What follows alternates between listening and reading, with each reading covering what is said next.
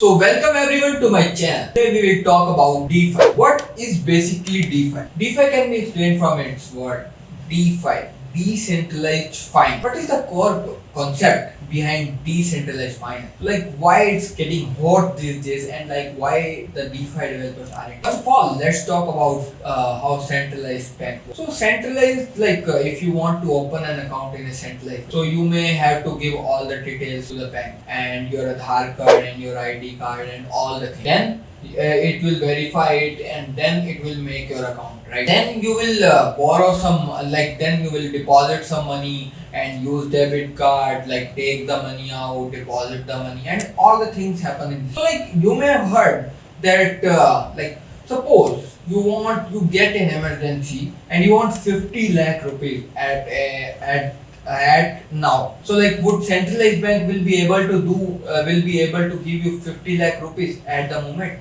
You have to go to bank, then you have to request them for 50 lakh, then it will arrange 50 lakh and then it will do. So like why the bank have to arrange 50 lakh? Like because if you have deposited some amount, then why bank is needed to arrange that? Because like how bank runs, right? Centralized bank runs in a way that you deposit some money, then what it do is it invests your money and gain some return, and like it debit credit, you may have got some message like amount debited credited at night and you are doing nothing with your bank account. So that's how bank works. So they gain some percentages in the yield and they give they use your money to give loan to someone, and from the loan they are earning money, or they stake money at some places to gain interest. And that's how banks are running. So if a bank runs bankrupt, it means that some like Vijay Mallya has not given loan to the bank, and so the bank closes, and it's the huge loss of economy and all the thing. And the Vijay Mallya persons and like Nirav Modi person, they all enjoy by sitting in like London and all the places, and they never get caught. That's the bigger disadvantage of centralized bank. So what is DeFi? Decentralized finance that is not controlled by any centralized authority, that is running decentralizedly on any blockchain like Ethereum or Matic or Binance. So that's decentralized finance. In centralized finance, right?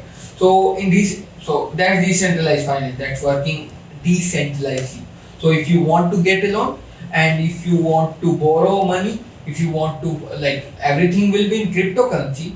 But if you want to borrow some money, so you don't have to give anything, any PAN number and any of the information of you. You can do it in a very decentralized way. So if you want to take a loan from the centralized finance, so what you will do? You have to keep a collateral as a gold, as an asset, as a property papers. So that by keeping in mind for that, the bank will give you a loan, right? But in decentralized finance, like if you have $100, right? You kept it on your bank in a decentralized bank, right? You will gain interest at around 14 APR, and interest are great. 14 APR, 12 APR. Like bank will not give so much interest. Like you will not be able to get ahead of the inflation. But from this, you are way ahead of the inflation that the interest you are gaining per year. APR. So that's the interest. So if you stake some, like suppose you stake $100, right? So now what you want is you want $75 of loan. So the bank can give you $75 of loan without even asking, and APR maybe little bit high, but you can get the loan immediately on the base of your collateral. So that's the bigger advantage of decentralized finance. So suppose, let me tell you, there is one more use case of DeFi. Suppose Indian government bans cryptocurrency, right? So how, if I want to buy some Ethereum, how I'll buy some Ethereum? So that's the biggest thing. Like if I have some money, and how will I buy some Ethereum? So, but in decentralized finance, so DeFi is not controlled by any government and any of the things, right? Like centralized things can be stopped, but in decentralized finance, nothing can be done like that.